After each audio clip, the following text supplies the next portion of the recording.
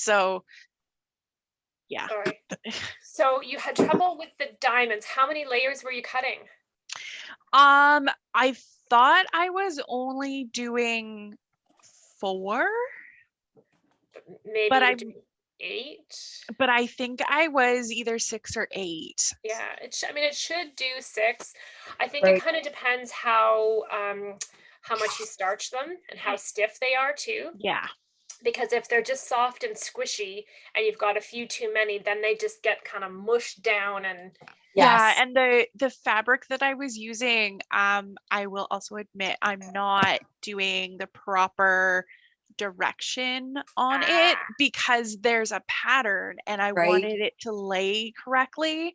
So that is also playing into it. So I starched the crap out of the fabric and then went back at it and now it's perfect. Great. Marsha, I gotta tell you then, that Material Magic stuff. Who was it? What was it? Janet that was telling us about it? Janet who had the Material Magic, So I bought some. It is. Have you ever used it? I have not, but I found that I'm using Best Press. I don't. Yeah, it's whatever. I just wanted to show you guys. I'm getting it. This camera's way too close to my face. Sorry, it's really not a pretty sight this morning. I have to show you. I was showing the girls. It was wild. I showed Tori last weekend. It really is like you're using paper to sew with. But one of the other really cool things I noticed is that there was a couple of pieces that I had cut previously. I have to find a blue thing so you can actually see it, that I had cut previously with and then use the Material Magic on afterwards. Can I turn the camera around? I don't know if I can.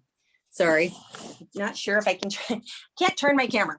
So I don't know if you can see that, but the difference, like the one is all ragged and looks like heck versus like these super crispy pieces of paper. But in terms of it distorting, it's like that stuff is wild. Now it seemed like you could only cut 4 comfortably because it was almost like it was thicker. It was almost like cardstock. Right, exactly. It was exactly like cardstock. That's right. So it was, I think the odd time I would do 6, but most of the time I was doing 4 through the machine. But it's wild. Like to see the stacks that every single one of them is perfect and nothing's fraying at all. Right. No fraying and no distortion. Like I know exactly what you're talking about. And then it seemed like you could put it in any direction. I was doing the same thing and it didn't seem to matter what direction because it was rock hard anyway. So it didn't matter if you put it in sideways or so that's a good tip then. If you're sewing with fabric with a directional print and you want to cut it against the grain, really heavily starch. Yeah, I found I did like 3 layers of starching and that would help. Yeah. And that's what helped is I built it, but it's a lighter fabric. So it doesn't like affect the colors or anything like that. Right. But yeah, it was definitely a process of having to starch things. And I ended up like, doing my bathtub and I was like starching things in the tub to get enough in there. So that's awesome. So but after that, I think that was my problem is I hadn't starched it up because this is the first project that I've actually used starch. That's never been something that I did. So no, I don't either. It does. I think once I started with the starch, I never went back. I found it made a big difference. But that must be quite a challenge to get that stuff cut with the directional fabric. Because you're talking about yes, your green shapes. Right? Yeah, I had there's a pattern on it, and if I cut it like that, it like cuts everything at a weird, it just looks funny. Whereas if I turned it on the 45, then I could get these nice lines that line up when I put the 2 pieces together. Yeah. Cool. Yeah. So. Well, persevere, because I think that was the worst block. I've done the blocks now, and I think that was the toughest one. So they left it close to the end, but not quite the end. So good morning, Roseanne. How are you? Good. How are you coming along? You've probably got it finished by now, right? Well, I'm up to date. I'm only putting on that stupid blue border. Up to date. There's my. Oh, wow. Very nice. Those are gorgeous.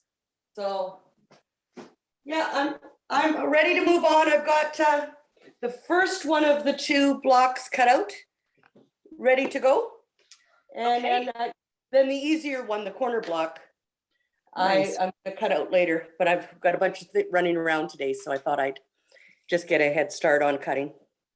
Good. Yeah, somebody told me that Thanksgiving's only 2 weekends away, and now all of a sudden there's no sewing time. There is now going and ordering turkey time.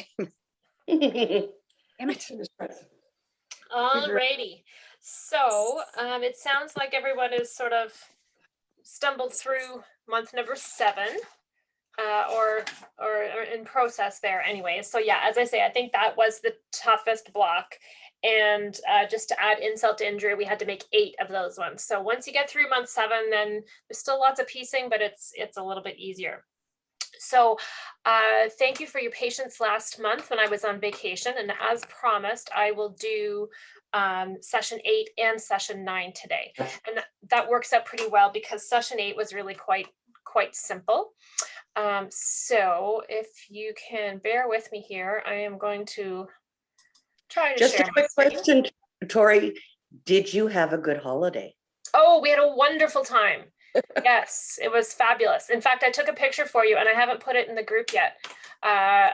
We were in Quebec for almost 2 weeks. And one of the stops we made was at a aquatic complex in Montreal, and the building is out on the islands where Expo 67 happened, and it has the biggest pool that I've ever seen. And in the massive like change house, and I'm assuming that's where all the machinery for all the pools is, was this awesome tile floor. And I walked in and went, oh my goodness, it looks just like a quilt. So later on today, I'll have to post a picture in the group so you guys can see the this tile floor. I took pictures of tile floors when I was, I popped into Quebec there for a little bit too. We had to go see my daughter in Montreal, and we went up to Saint Anne de Beaupré. Oh yes, which is yeah. north. Nice. And last time I was there, I took tons of pictures, but I'll post a tile floor too that looks like a quilt. Fabulous. Cool. Yeah, we drove right by Saint Anne de Beaupré because we went all the way out to Tadoussac. So we went all the way So out did to we. St. Lawrence. Did you go? Oh, You went really? whale watching. Yes, so did we. Yeah. Isn't it beautiful out there? It was lovely, and it was just such a relief to have a change of scenery and to get out of the city limits after so long being at home. So yeah, it was great. And the good thing about traveling in Quebec is quilting isn't particularly popular, so there's no temptation in fabric stores because they don't have quilt shops. Really? Yeah, I don't know why like, that surprises I me. don't know what it But is. they're far between, few and far between. They're very few and far Really? between. Huh. That's interesting. And my cupboards are full. Yeah. Alrighty. There we go. So I'm going to show you, this is the session 8 one, and it's pretty simple, but I want to show you where I cheated. So I've set up here, I decided to eliminate the snowballed lower corners that use dies 11.1 and 12.1 from the original pattern.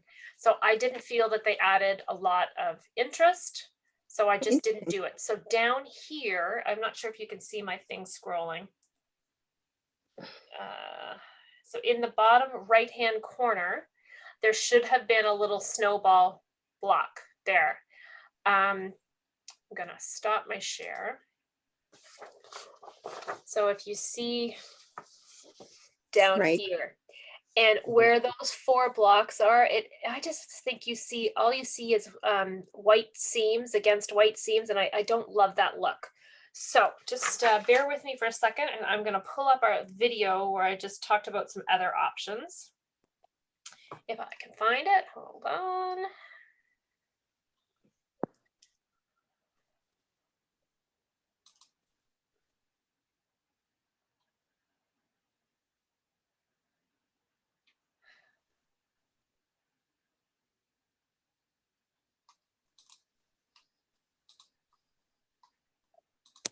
You'd think by now I'd have this down pat. But it's actually not as easy as it should be. Come on. Share screen. Okay. It was a good video. I watched it. Oh, did you? Okay. Yeah. Where'd it go? I just hit it and it's gone. 1, 2. There it is. There we go. There's one of them.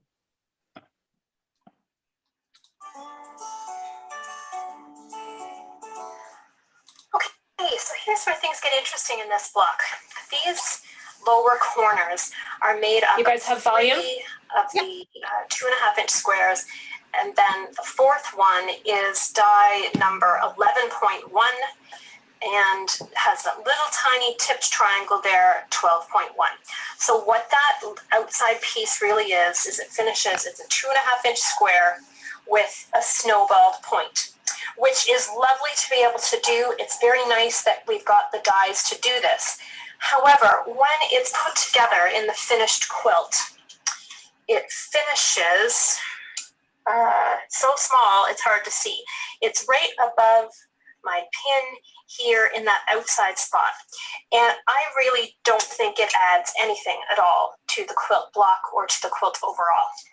I am not a fan of having several pieces of the same colored fabric joined together. So here's how the block, or that component of the block, should be laid out.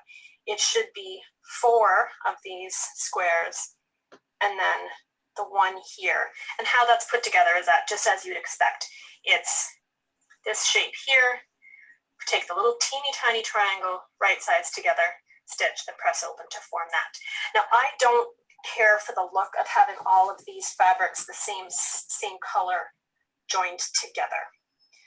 So you've got a couple of options. If you wanted to continue to do this style of block, what you could do, if you don't like that together as I don't, is take your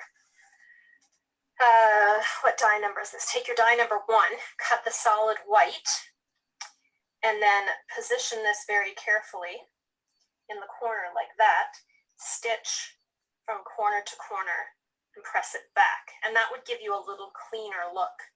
You'd still get the effect of having that half square triangle or the snowball corner, but you don't get the chunkiness of having all of that pieced. So if I decided that I liked it, then I would do that.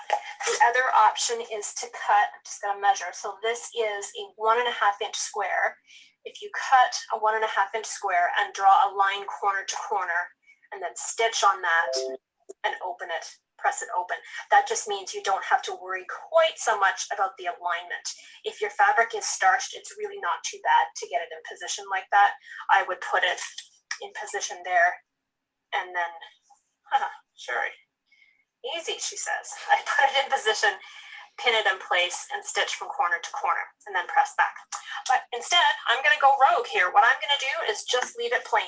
I don't think that this adds very much to the quilt, so I'm going to give myself a bit of a break here. I'm going to leave it plain.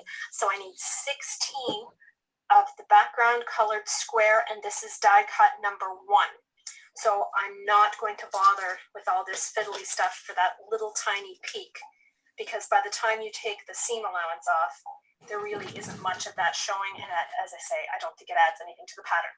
So decide how you're going to proceed with this component of the block. And the next step that I'm going to do is put it all together.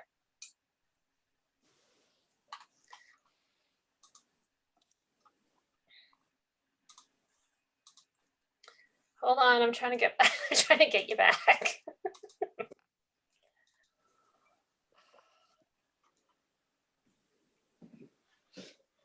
There we go. Okay, you guys, and I'm going to pin myself, or at least I tried to.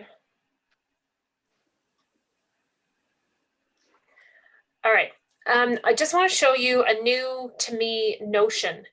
I just did a retreat last weekend, and a friend gave us these little forked pins.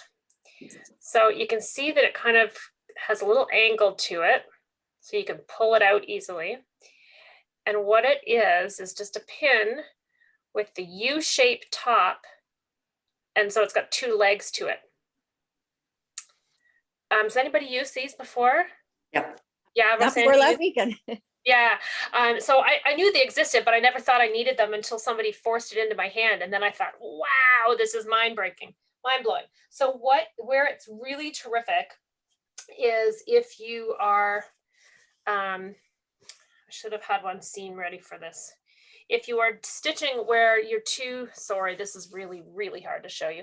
Stitching where your two seams meet and you've got nested seams, you just take your fork pin and put one little, I call them legs, but one side of the pin down each side of the seam. So on my front here, it's going on one direction. And then if you roll it over to the back, it's holding the seam allowance in the other direction, so that you don't get it flipping as it goes under the presser foot. I have, I'm a new addict. I think they're fabulous. I don't use them for every seam because you don't need it for every seam, but it's great when you're joining blocks together where you've got nested seams, or even within your block when you've got nested seams. It just seems to make it so much easier. So Corey, are you using your 1/4-inch foot with the little guide down the right side, or do you not? I am, which is a pain in the neck, because every time if I want to leave the fork pin in right to the very end, I have to lift up that little guide. So you can either leave it in until you get just up to that point, or just flip the guide up so the pin goes underneath. It depends on the seam. I'm finding if it's just within a block and I've only got two fabrics, then I don't worry about it. If it's a seam where I'm joining blocks together where they have points that come right out to the corner, then sometimes you've got, I guess you'd have 4 or 8 layers. Then I will just lift it and let it get right there and then pull it out at the last second.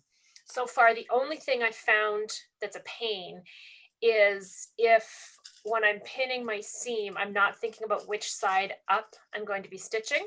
Right. Because then you put your fork pin through upside down and the whole block wants to kind of tilt up. So I did that once and then went, oh yeah, that was kind of dumb. So you just got to give a bit more thought to which side is going to be sewn up beforehand. But if you see some fork pins, pick them up and try them and let me know what you think. I'm a convert. I think they're fabulous. Corey? Yeah. With my fork pins, I'm using my vintage 301. So I have a fabric guide that I've got off another machine that's really long instead of just the short one. So I just put my pins in from the inside of the fabric and I don't have it hanging out at all. Yep. I just pin it so that it's close to the outside. Instead of pinning it this way, I pin it that way. No problem at all. Oh, that's smart. And it holds it, no problem. Holds it all the way to it. Yeah, that makes sense. Then you just have to remove the pin with the left hand as it goes under the knee instead of the right. Yeah. I don't know. My left hand is lazy. I'm not sure how well that's gonna work for me. There's got to be some advantage to being left-handed, Oh, are you a lefty? Oh, hey, of course. Speaking of lefties, did you know that Creative Grids has come out with new rulers just for left-handed quilters? Really? So their 2 most popular sizes, I think it's a 12.5-inch square and then the 6.5 by 24.5. They've just released them for lefties so that the lines go from the other side of the fabric. Yeah. That's cool. My aunt, Linda, who shops at the store, she's left-handed and she taught me to sew, and we would always have to sit across from each other and she would show me the reverse because she would do everything, well, as I say, backwards, but and so that I could actually do it properly when I do it with my right. Right. Yeah. I've not had a lefty in classes that I've taught, and I'm really, well, actually I probably have. I don't find it any different. I really don't find it any different. You still have to guide your fabric with your left hand. Yeah, it's just a matter of which side of the fabric. Yeah, which side of the fabric the ruler's going on. Yeah, and as for a beginner class where you're having them mirror everything you do, then it gets complicated for the beginner. It's actually handy to have someone who is left-handed that has done it before, show someone who's not. Basically, I'm a teacher. I read upside down anyways. I just look at the numbers however they are. Yeah. Right. Yeah. It's all the same. An 8.5-inch, my favorite ruler is an 8.5-inch by 24. And then I just do my 7 inches there's just 1.5 hanging over. So you just go, Right. just do the math. Yeah. Yeah, and I know in the store, so where people are in the classroom using the rulers, we've got a couple, most of our rulers are 6.5 by 24, and we have one that's 6 by 24, and that just messes everybody. That just messes everybody up. So yeah, Exactly. it's what you get used to. Okay, so that we talked about number 8. Yep. Once you've figured out what you're doing in those corners, it's really simple. The only trick to remind you of is when you are sewing these seams right here, make sure you have your triangle and a square facing up so you can watch where your needle's going to make sure you're not losing those points, right? Oh. So just and once you're looking at it, it makes sense. You want to see that thread intersection of where the Teresa looks confused. No, I from what you did with the flying geese before, as soon as you said that, So you want to have this side up so you can up. see that your thread is going right through that V. Thank you. Okay, so we're doing 8 of falling out of my chair. We're doing 8 of those, and then we're moving on to session 9. So session 9 has a total of 8 blocks, but there are 2 different blocks. The first one is certainly the more complicated of the 2 blocks. This is the one that center is the square in a square unit. A square in a square in a square. Actually, it's three rounds. I had trouble with that one. I found mine when I was finished this very center section here. I was a little bit too small. Maybe 1/8 of an inch in both directions. So whatever I was doing to make it small, it was even top and bottom. And I have found that, I believe in previous months when we did the square and a square, that they were just a little bit too small. So I don't have a good explanation for why that happened. I think my pressing was good. But so what I did then was when I attached the outer parts of the block, so when I attached this piece to that center row, I just made sure to extend the as I was pinning, to extend the yellow fabric just a titch beyond the center section to kind of help it get to be the right size by the time it got to the outside of the block. But so I did a center section, and then when I put the top row on, I had a bit of, not a big deal, but a hiccup. I was trying to ease in a little bit of extra fullness from the one row to the next, and I ended up with a little tuck. So I just want to show you what I did to fix that tuck. Hang on, let me try and get it up first. 1, 2, 3.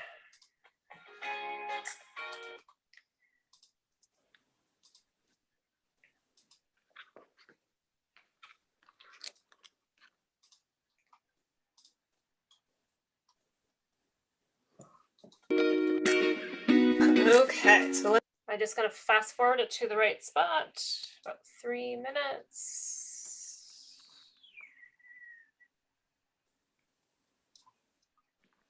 Peek and see if the fullness was absorbed there, and I think it looks pretty good.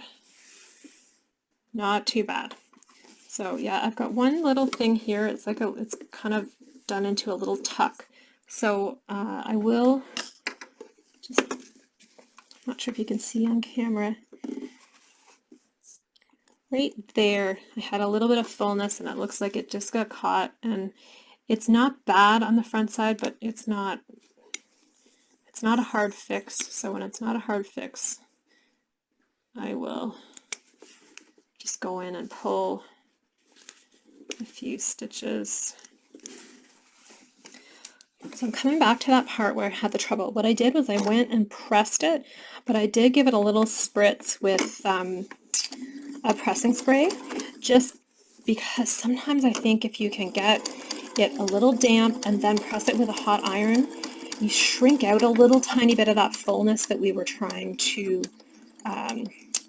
have eaten up by the feed dogs. So that's another little cheat to help you if you've got just a little bit of extra.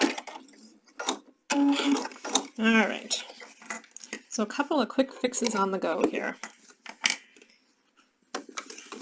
Now again, take a look, and it's perfect. That little pleat that was there is gone. Okay, so now we're going to sew on.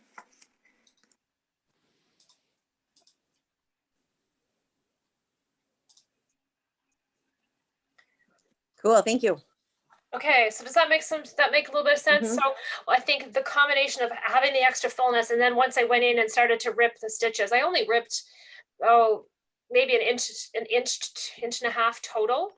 But while I was in there messing around with it, the fabric seems to stretch a little bit. So just hit it with one little, and it could have even been water, but I think I used whatever spray starch I had, pressed it flat there, and then just re-sewed that seam, and the pleat was gone. So I think I did that more than once actually this time. Okay, any other questions about that one? It's a pain. It's a fiddly block, but it's kind of neat how it does have that sort of churn dash look with the you can see behind me with the pink triangles coming out. So I think it's a nice block, but I wouldn't have wanted to make 32 of them. 4 was plenty. All right, and then our last block is simple. So that's the one with the diagonal pink stripe here in behind me. Block number 2. I only hiccup I had there was that my pink print is directional, and I sewed one of my 4 patches together with it going the wrong direction. But other than that, it was totally fine. It's your Easter egg in the quilt, right? That's the red Waldo that you have to find. I prefer the chocolate variety of the Easter eggs. And again, that one, the only thing to watch for is with those triangle in a square units to sew with that side up, so you can guard those points and keep them visible and nice, because why not? We've got these beautiful machines to cut everything accurately. Let's go for perfection on those points. So yeah, so I didn't have any other issues with that. That was a pretty simple piece. So that is 4 of those blocks, and where it goes in the quilt, it picks up from some of the red going out from the center and carries it all the way out to the outside edge. So yeah, it should look very nice.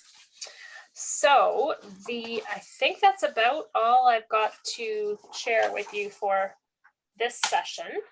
I can just give you a little preview. Of course, we'll put this in the group, but the final assembly, if I were doing it, I might have divided it into 2 months, but they didn't. So the first step is to assemble the borders. So side borders go on first here with 1, 2, 3, 4, 5 blocks on each side. And remember, we're going to measure those. So after we're going to measure the center section, measure the border, and make sure they're close. If they're not close, we're going to adjust those borders to make it as close as possible. And then the top and bottom border, same way. And then the real fun, the last 3 borders. And they're pretty big because it takes the quilt from 84.5 to 96.5 with those 3 borders. So yeah, it's going to be a lot of measuring and crawling around the kitchen floor, because this thing is so big now. I can't, my design wall certainly isn't going to be big enough to hold it. Yeah, and I'm wanting to turn mine into a king, so I have fabric to do it, but I don't know if I'm going to do it with borders or put more blocks. I don't know. More blocks. And I don't know that I'm actually capable of that, so we'll see. Yeah, you are. Of course you are. You could repeat the border that you're working on right now, right? You could repeat this one. Right. Oh yeah, with the little that's a good idea. Because I mean, it's pieced, but it's not super intense with those half square triangles. So you could do that. That's a good idea. And then do this on the outside, and then add the borders. That would give you some more width, but you may. That's a good idea. Actually, I like that one. Yeah, not crazy intense blocks, but Or, Right. but yeah, or even add a little border first and then add that one. mhm, Yeah, you could do that's a that. great idea. Yeah. Or, Sort of you know, if you print. want to keep that starry look, pick your favorite simple star and Right. go with that. Mm. You could, before you go too much farther, search online and see if somebody in one of the Facebook groups has made it a king. Oh, and that's a good come up with idea. a brilliant idea, Look at because that. there's enough people around. I'm starting to see the pictures of the finished quilts showing up. And it's Saw so one. interesting to see everybody's fabric choices. I saw Ah, one and they did a half hunter star. Yes, I saw that one. Was that just this morning or last night? Yeah. Yeah, I saw that too, Marcia. So they took a block so on do you board. just search on Facebook? Like you're just searching the quilt name, or are you searching? How do you find Yeah, those? People? I would search beyond, what's it called? Beyond the Beyond the Qube, right? Okay. And see what you can come up with. And in fact, I will do that. And I'll put some finished photos of some other ones that I Cool. found, Thank you. just as, motivation to keep us moving. Thank But you. the one that she did, a half hunter star, which is a block on board die, just to give some extra width. I don't know that I would have chosen that particular one because it was so different from everything else Mhm. in the quilt. Right. But it's really neat to see them in other fabrics. Yes. Yeah. Absolutely. And that's the sign of a good design when it looks great no matter what fabrics you put Mhm. make it with. So yeah, okay, so that's my homework. So look for finished photos. I was going to Barbara, one of our students, has finished hers already, and I don't think she's got it quilted yet, but she's got the top all finished. And I forgot I was going to put one of the photos in, but I had to go creep her Facebook page to steal it because I asked her to put it in and she didn't put it. So if I get a minute, I will put Barbara's in too, Cool. so that we can see. And if anybody talks about how they quilted it, that would be nice. Mhm. Even if it's pantos. Yeah. Because Yeah, that's a great idea. Mhm. And maybe what I can do is ask Jennifer if she'll come, and she hasn't been here for a couple of months. She had some family issues and was in the States for a couple of months, but she's back in town now. Jen is a professional long armor, so I can ask her for some inspiration and to take us through her thought process. I'm sure she wouldn't mind. Yeah. She wouldn't mind doing that. Hopefully next time. I don't think she's caught up, but maybe she can give us some ideas as to what she's been thinking about. Mhm. Okay, anybody have any other questions or suggestions? I don't know if everyone has finished number 8. No, but I'm just going to say no. No matter what you're saying, no, I haven't finished it. Okay, because I did see online someone did all 4 corners the same. And that's what I liked how it looked in the quilt. And that's what I did with mine. Oh, so all 4 half square triangle. Is that what that's There you go. Oh, Fabulous. beautiful. Yeah, that's and great. it does show up nice. Interesting. Yeah, I really think that using that 12.1 and 11.1 was just an exercise in using all the blocks, right? Or all the dies. I mean. Yes. And did you do yours all the same fabric, the same colors on the outside? Yes. Yep. All 4 points, the same fabric, because then they're going to match up with the other ones that have the same color. Like I put it beside, sorry, I'm just running back and forth here because I have it sitting over here. So I just put it right beside these ones. And then I lined it up with the big quilt to see how it looked up there. And it looked fine. I like the 2 different tones of blue there. That looks nice. And I have a 3rd tone that I'll be using in the blocks like this. I have a 3rd tone, a medium tone between them. Nice. Between the 2. That I'll be using in the corner blocks. Because I'm just looking at the design here, it always matches with this. Yep. Month 7 and month 9, I guess, doesn't it? Yeah. Yes, but it's with the yellow and the navy, or the yellow and the print or whatever, but it is a different tone. It was supposed to be teal, and I tried my teal. I did cut it out, and I just didn't like it. So I just changed it to the blue. Just to a different shade of blue. Right. This is probably one of the scrappier quilts that I've ever done. It's certainly one of the few with the most different colors of fabric, but that's still not entirely random. And I've been very happy with how things have turned out. Where I get a little bit nervous is I've now got to pick those borders. So the border, the inside one, the small one is the red. And sorry, Teresa. Teresa does dental, not hygiene, assistant. What do you call it, Teresa? The restorative part or the restorative work. So Teresa is used to working with a mirror and doing everything backwards. You put me in front of a webcam, and I'm forever moving the paper in the wrong direction. And I always think of that was the test. You know, when I was thinking like, should I go into dental? I could never do anything in the mirror, so I was like, this is a bad career for me. But here you can see, so the inside is the red, and then a green, and then the blue. And because I've done it so scrappy on the inside, that now I'm going to have to commit to a fabric for the outside ones. The blue, I know I'm going to do my same blue. It's a near solid blue, but the green and the pink, I'm really well sure. Did you use a bunch of different pinks? Yeah, I did. They look like behind me, but they are different prints. But you might want to go to the pink that's in the center block. I don't know if I can. Oh, okay. Just because it would pull it to the outside? It would. Yeah, absolutely it would. But I'm not sure. I've got to go back. I don't know about which one. The green, yeah. Yeah. So and that lime green is one of my favorite colors, so it should be easy to pick one. But I've done so many within the quilt that I'm not sure if I'm gonna use one of those if I have enough, or go with something totally different. Right. So that'll be the big mystery for next month. I'm sure you're all gonna lay awake nights wondering what color I chose for my border. Exciting. Oh, for sure. So next month, where are we at with this? So next month is our last month.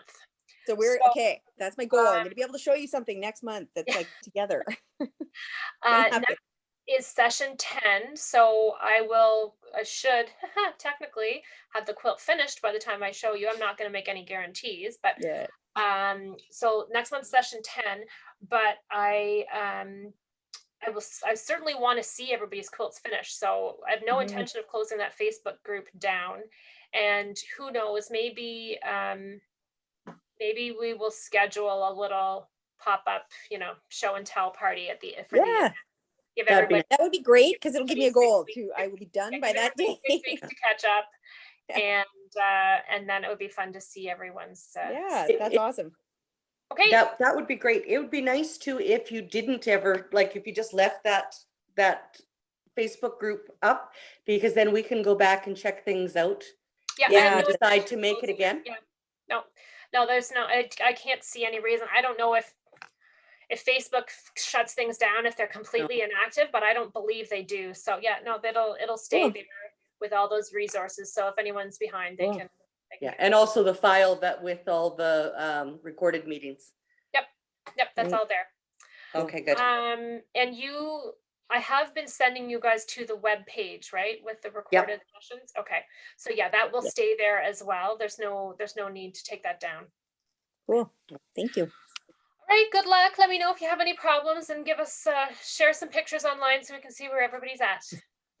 Yes, mine will be very behind, but yes. Marcia, you have to share that directional fabric that was giving you a hard time. Yeah. Oh yeah. Okay. Give us a close up of it.